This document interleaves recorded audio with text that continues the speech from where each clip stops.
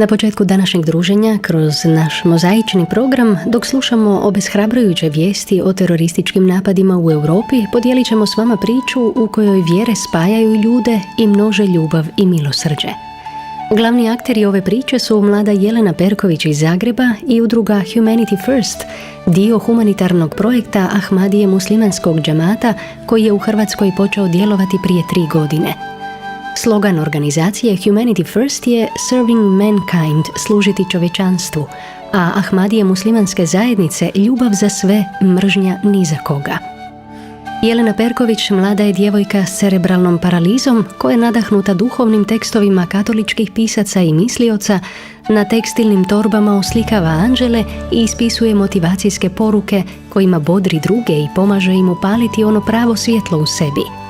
Dodatno svjetlo u Jeleninom životu upalila je udruga Humanity First, doniravši joj snažno računalo putem kojega će moći dodatno razvijati svoje vještine i na jednostavniji način oslikavati torbe koje su mnogima postale poticaj da žive dublje, iskrenije, svim srcem i punim plućima. U uvodnom dijelu nekoliko riječi o organizaciji Humanity First uputio nam je Patrik Ostrihon, jedan od sudionika ovog projekta u Hrvatskoj. Humanity First je međunarodna humanitarna organizacija osnovana od strane Ahmadija muslimanskog džamata. Osnovana je 1992. godine od strane 4. duhovnog čelnika Ahmadija zajednice. Znači registrirana je u 44 zemlje u svijetu, djeluje u svim aspektima, znači gdje god se desi nekakva kriza, ratno žarište, elementarne nepogode, tu je Humanity First prisutna, ne? Trenutno imamo nekoliko projekata u Aziji, Africi, radi se o projektima elektrifikacije, solarni paneli, projekti pitke vode, projekti gradnje domova za siročad i takve stvari. 3 godine smo prisutni tu. Prvi veliki projekt je bio pomoć ljudima pogođenim u poplavama, istočna Slavonija. Radimo sa udrugom Dobri dom, sa udrugom Down sindrom, radilo se o donacijama naočala, udruga Srce i Zeline. Njima smo donirali jedno specijalizirano vozilo za prijevoz invalida i pomagali smo tu dosta potrebitim ljudima u kućnim potrepštinama i takvim stvarima. A dojmljivu priču 5-člane obitelji Perković iz Zagreba, koja je uspjela biti jača od života u borbi s brojnim poteškoćama kroz bolesti svoje djece, predstavljamo u razgovoru s mamom Kajom i mladom Jelenom, sada već skoro 18-godišnjakinjom, kojoj su anđeli nadahnuće u njenom kreativnom i istovremeno duhovnom izražavanju. Evo, mi smo obitelj koja se istinski bori sa svim poteškoćama, ali s jednom porukom da vjerujemo u dobre ljude, vjerujemo i nadamo se u dobro, jer dobro se uvijek dvostruko vraća. Eto, tako smo mi ovih dana dobili prekrasnu donaciju od jedne udruge koja se zove Humanity First. To je udruga muslimanske zajednice Ahmadija muslimanski džamat. Posebni su po tome što promoviraju islam u čistom obliku, to znači ljubav i mir prije svega, mržnja nikako. Igrom slučaja, jedan predivan gospodin, mladi političar, iako mi s politikom baš nemamo previše veze, naša politika je zapravo rad, vjera i borba za svoju djecu i to je jedina politika i vjera u Boga koju promoviramo, ali je zapravo preporučio Jelenu kao potrebitu osobu za računalo i odazvala se udruga za koju nikad ne bi očekivalo da će se odazvati. Nismo očekivali da ćemo donatora dobiti u obliku udruge koja zapravo je vjeroispovijesti islamske i eto, to nas je malo u početku iznenadilo, ali pošto mi nemamo predrasude, pogotovo kad se radi o dobrim djelima, mi smo to objeručke i sve sa otvorenim srcem prihvatili i tako se dogodio taj događaj koji eto, ima zaista imamo lijepa iskustva o tome. Dakle, dobili ste donaciju u obliku kompjutera koji će Jeleni jako puno pomoći. O tome ćemo čuti nešto kasnije i s Jelenom.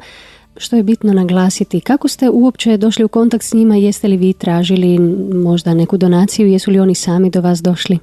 Mi nismo tražili donaciju, ali nismo ni znali zapravo za tu udrugu jer smo dosta ovako skučeni što se tiče obaveza i života, Mnoge stvari promiču pored nas, ne možemo sve pratiti. Vjerujem i mnogo ljudi koji nemaju ovakvih poteškoća, ali pogotovo obitelji kao mi.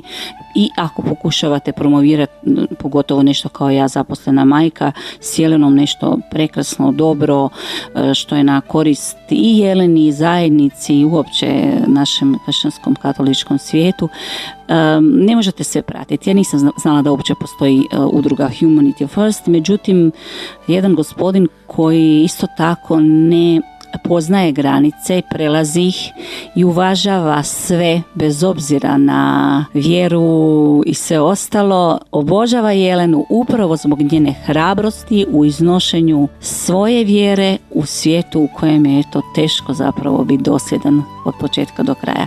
I on je predložio Jelenu udruzi, to mi nismo niti znali, samo smo dobili jedan dopis na mailu da ćemo dobiti donaciju, što bi nam zapravo trebalo, da li je u pitanju neko ortopedsko pomagalo koje je Jeleni neophodno.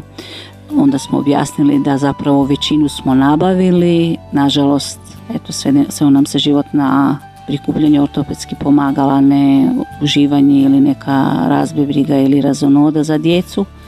I to je bilo računalo kao najbolja opcija, jer je Jelena zapravo u početku školovanja krenula u srednju školu kao grafički tehničar i 3 mjeseca smo pohađali prvi razred srednje škole u centru Dubrava tog smjera, međutim pokazalo se da njeno mentalno stanje i njeni logički sklopovi ne mogu funkcionirati dovoljno efikasno da bi ona mogla savladati te sadržaje i nažalost mi smo se na polugodištu ispisali iz tog smjera i prešli na drugu varijantu, a to je sad trenutno pomoćni galanterist. Tako da smo izgubili mogućnost grafičkog usavršavanja, informatičkog usavršavanja i razvoja koju smo zapravo zamišljali da bi Jeleni s obzirom na ovo što radi bilo najbolje.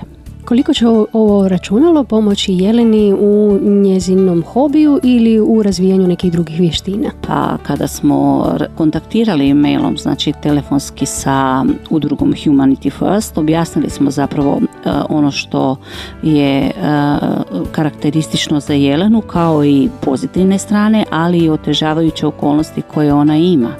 Isto tako i otežavajuće okolnosti na koje nalazimo u društvu, a to je znači da ne možemo pronaći suport u tiskanju, u web dizajnu, u zapravo mnogo toga što zapravo je Jeleni neophodno i što većinu stvari zapravo Jelena i ja kao njena majka moramo odraditi same. Zapravo sve moramo odraditi same.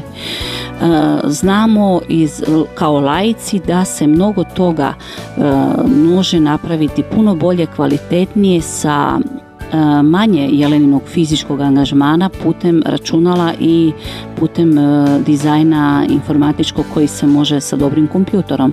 To je meni uvijek vrišti u glavi, ja to kažem, i zašto treba povezati neke stvari.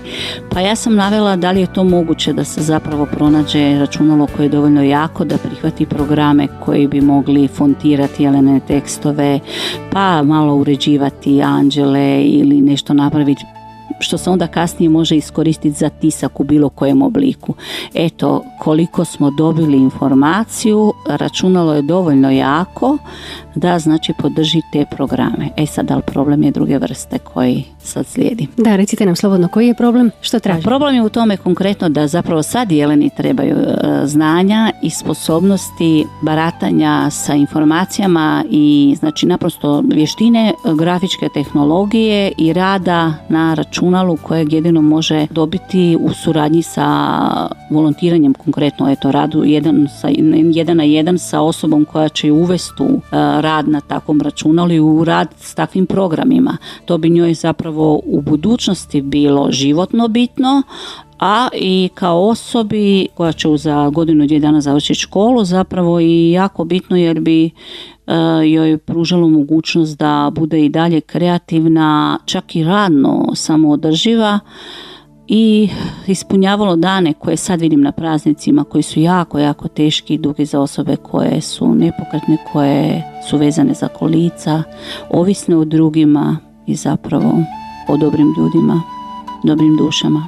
Možemo li onda i ovim putem pozvati ljude koji imaju te vještine da se jave možda kao volonter, da pomognu Jeleni u svladavanju tih vještina? Pa u svakom slučaju, evo, kao i uvijek, vjerujemo da bez obzira na teškoće u kojima se naša zemlja nalazi, i gospodarske i sad upravo i državne i sve, mali ljudi, to jest mi ljudi iz naroda, ljudi koji zapravo ovisimo jedni od drugima, možemo najviše pomoći jedni drugima, pa i ovim putem da ja kao majka Jelene i potpora Jeleninih anđela dobrih želja molim volontera, zainteresiranu, dovoljno vještu osobu u računalnim tehnologijama koja bi bila voljna pomoći, volontirati i pomoći Jeleni da savlada te vještine koje ja ne znam, ne posjedujem, a koje su njoj nužne, jer računalo će bez tog rada zapravo biti neiskorišteno u potencijalu kojeg ima.